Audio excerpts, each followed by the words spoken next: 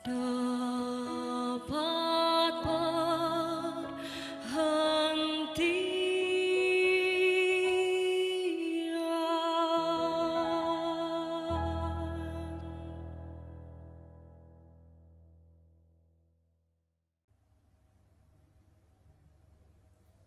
Salam pertemuan dalam kebaktian pertengahan minggu pada malam ini.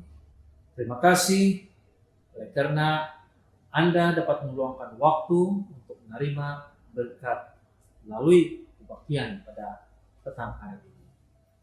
Mungkin ada di kalangan kita yang bertanya, mengapa saya sudah begitu lama beragama tetapi saya masih tidak merasakan ada perbedaan yang jauh dengan kehidupan seperti dahulu. Pada malam ini kita akan membincangkan beberapa perkara yang berkaitan dengan pertanyaan seperti ini. Sementara kita menitik beratkan berapa cepat kita dapat bertumbuh di dalam kerohanian, Tuhan pula menitik beratkan berapa teguh kita bertumbuh. Kemudian mengapa begitu? Perlu mengambil waktu untuk bertumbuh. Perkara-perkara ini kita akan sentuh pada malam ini. Kemudian sebelum kita meneruskan, mari kita bersatu di dalam doa. Ya Tuhan, Bapa kami dalam kerajaan sorga, kami bersyukur kepada-Mu ya Tuhan. Oleh karena kami boleh menikmati kebaktian pada malam ini. Biarlah Roh Kudus akan terus memberikan kami pimpinan dan pengertian akan pelajaran pada malam ini. Di dalam nama Yesus kami berdoa. Amin. Secara realitinya, tiada jalan pintas untuk menjadi matang. Kita manusia menjadi seperti ini, menjadi dewasa, mengambil masa bertahun-tahun, sama seperti buah-buahan, mengambil masa yang penuh untuk menjadi matang dan masak sebelum dimakan. Begitu juga dengan buah roh. Perkembangan tabiat seperti Yesus tidak boleh tergesa-gesa. Kita perlu mengerti bahwa pertumbuhan rohani sama seperti pertumbuhan fisikal, mengambil masa untuk menjadi matang. Apabila Anda coba untuk mempercepatkan proses memasakkan buah itu, ia akan kehilangan rasa asalnya. Contohnya di barat, buah tomato biasanya dipetik mentah supaya ianya tidak rusak ataupun lebam semasa penghantaran ke pasar-pasar sebelum dibeli. Kemudian sebelum ia dijual, tomato hijau ini disembur dengan bahan kimia untuk menghidupkan warna merah serta merta, dan tomato itu kelihatan lebih menarik. Tomato yang disembur dengan bahan kimia tersebut boleh juga dimakan, tetapi rasanya tidaklah sama dengan rasa tomato masak yang mengikut musimnya atau masak secara semula jadi. Sementara kita risau atau bimbang tentang berapa cepat kita bertumbuh, Tuhan pula menitik beratkan berapa teguh kita bertumbuh. Tuhan melihat sudut kehidupan kita sejak dari semula dan sampai selama-lamanya. Ingat pelajaran kita yang lalu bahwa yang menyentuh tentang kita ini dari mana dan untuk apa. Jadi Tuhan tidak pernah tergesa-gesa untuk melakukan sesuatu yang kekal. Begitu juga dalam penciptaan. Apabila Tuhan menciptakan langit, bumi, dan segala isinya dengan perkataan, lalu wujudlah semua ciptaan yang lain. Tetapi apabila Tuhan menciptakan manusia, Dia mengambil beberapa waktu untuk membentuk tubuh badan manusia supaya rupanya serupa dengan pencipta, dengan tangannya sendiri. Kemudian setelah itu, setelah lengkap bentuk manusia itu, lalu dia hembuskan napas hidup kepada manusia. Barulah manusia itu hidup. Kita lihat bahwa ada peringkat proses yang digunakan untuk manusia dan mengambil beberapa waktu. Seorang bernama Len Adams, dia ini adalah tentara, pernah membandingkan proses pertumbuhan rohani manusia dengan strategi sekutu yang digunakan dalam Perang Dunia Kedua untuk membebaskan pulau-pulau yang berada di Pasifik Selatan. Pertama, mereka akan melembutkan sebuah pulau tersebut, melemahkan rintangan dengan mencengkam musuh ketat dengan bom daripada kapal di luar pesisir. Seterusnya, kumpulan kecil Marine akan mendekati pulau itu dan menakluki pulau tersebut, kemudian menumbuhkan markas di tepi pantai atau sebagian kecil pantai pulau yang mereka tawan tersebut. Sebaik saja tepi pantai dikuasai sepenuhnya, mereka akan memulai proses yang lebih hebat lagi untuk membebaskan selebihnya pulau itu. Satu persatu wilayah pada satu masa. Akhirnya, keseluruhan pulau akan ditakluki dalam keadaan terkawal, serta tidaklah memerlukan kos yang tinggi dalam penaklukan pulau tersebut. Adam membuat persamaan seperti ini. Sebelum Kristus menakluki kehidupan kita, Dia kadang-kadang perlu melembutkan kita dengan mengizinkan terjadinya masalah yang kita tidak boleh tangani. Walaupun ada orang yang membuka hati mereka ketika Yesus mengetuk pintu hati mereka buat kali pertama, namun masih ramai di kalangan kita yang menolak dan berkeras. Mungkin ada pengalaman kita sewaktu sebelum kita menjadi hari ini, di mana mungkin Yesus berkata, "Lihatlah, aku berada di pintu." Kemudian, tapi kita tidak pun membuka pintu sepenuhnya, mungkin sebahagian saja.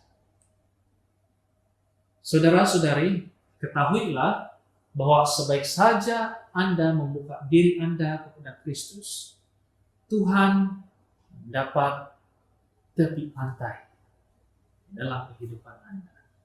Anda mungkin berpikir Anda telah menyerahkan tentang semua kehidupan Anda kepadanya, tetapi sebenarnya terdapat masih banyak lagi aspek kehidupan Anda yang tidak disadari, yang belum diserahkan. Anda mungkin berikan kepada Tuhan sebahagian saja menurut apa yang Anda pahami pada masa itu. Tetapi tidak mengapa. Sebaik saja Kristus diberikan tepi pantai. Mungkin Anda bertanya apakah analogi atau ilustrasi tentang tepi pantai itu. Tepi pantai itu adalah hati kita. Dia akan memulakan usaha untuk mengambil alih lebih banyak wilayah sehingga semua kehidupan Anda benar-benar menjadi miliknya. Pikiran, kerohanian, emosi, dan fisika. Inilah wilayah lain yang dia akan takluki setelah dia mendapat hati kita. Cabaran dan dugaan pasti ada. Akan tetapi hasilnya tidak meragukan. Tuhan telah berjanji bahwa Dia akan memulakan kerja yang baik di dalam diri Anda. Dan Dia akan melakukannya sehingga selesai. Di dalam Filipi pasal 1 ayat 6,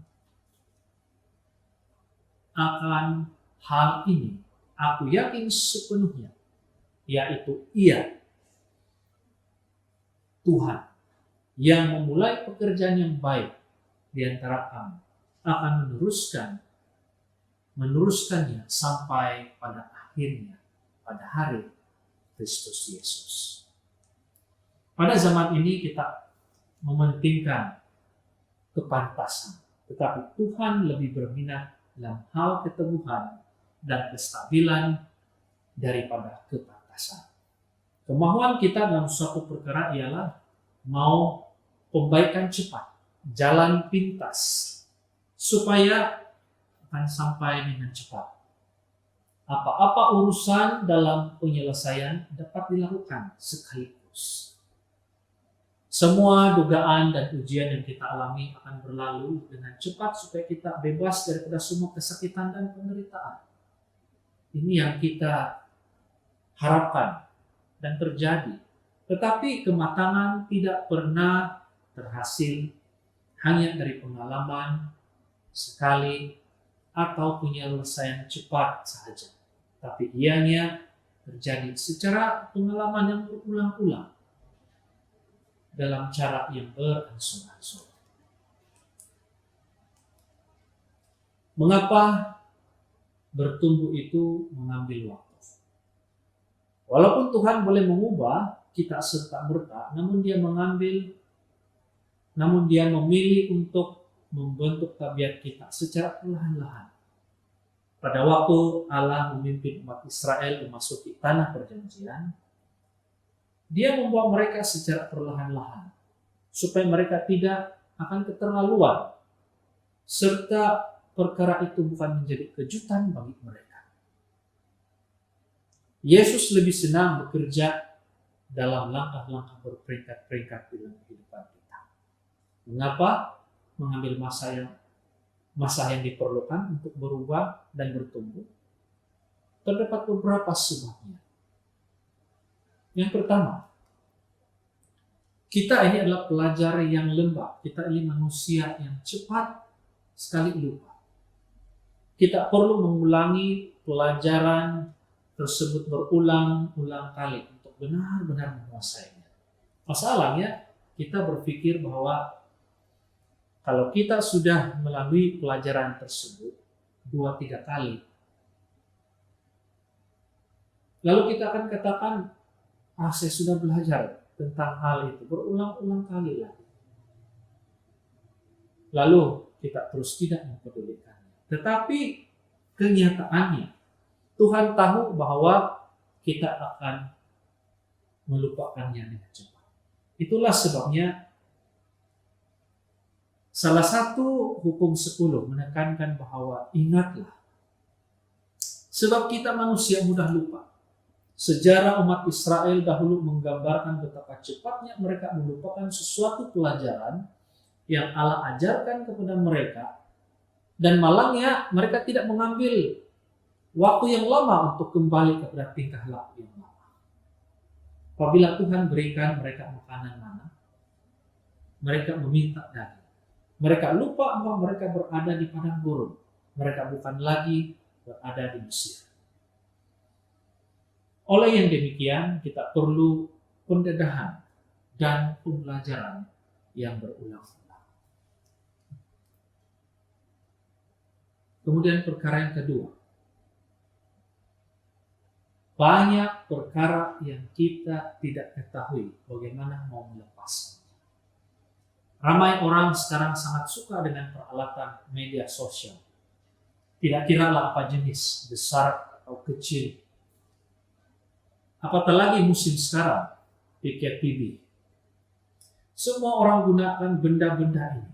Bayangkan, handphone atau television rusak, atau tiada laluan internet, apa yang akan terjadi? Sepertinya hidup itu tidak lengkap. Sepertinya hidup itu tidak ada harapan lagi. Ada orang yang sanggup tidak makan terbanding dengan tiada alat ini. Ada pula orang yang sanggup membunuh oleh karena benda-benda ini.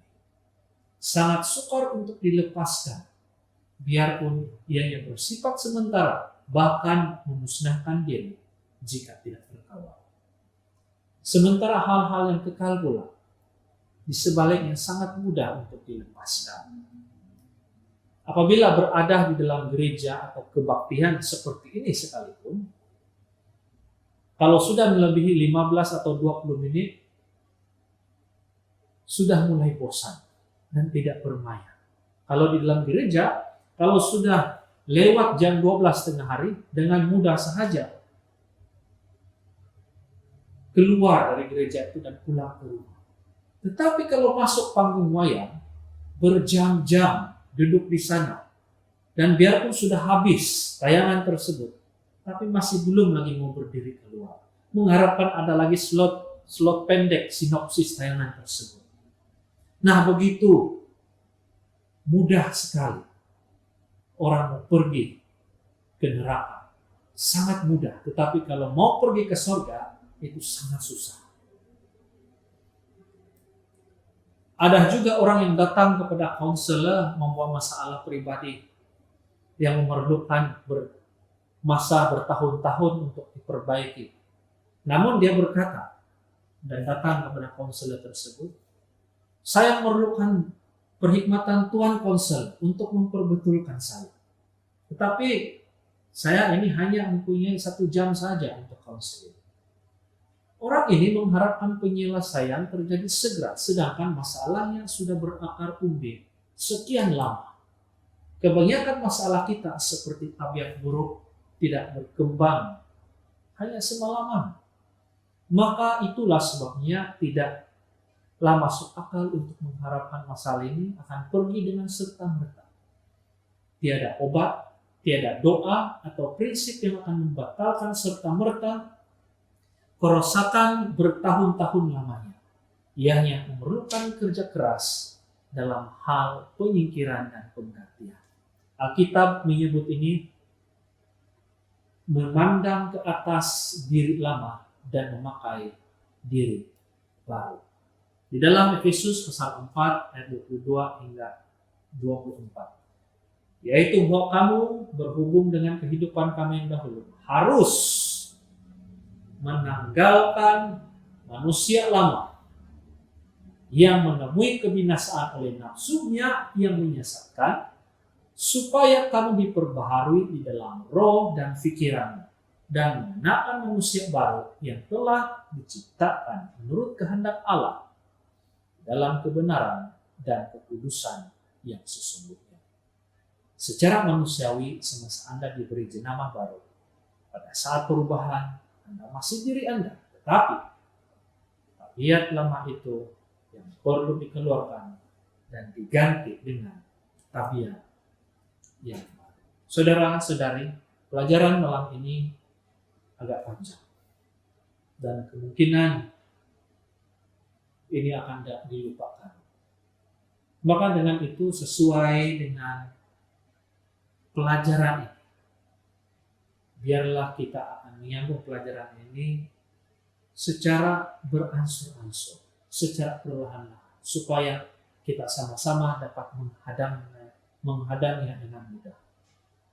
Kita akan menyambung semula pelajaran ini pada kebaktian minggu hadapan.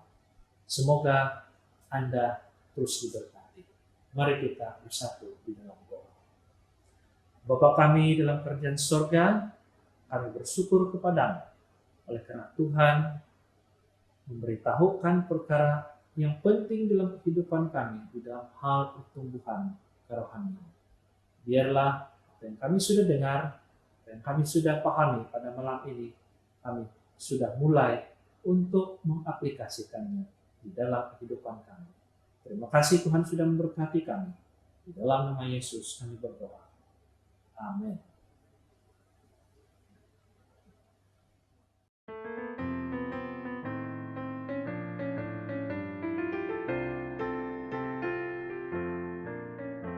Apa kita hidup dekat Yesus dalam kesibukan hidup kita, sehingga dunia melihat Yesus di dalam hidup kita. Apa dunia lihat Yesus dalam aku, engkau juga, dalam kasih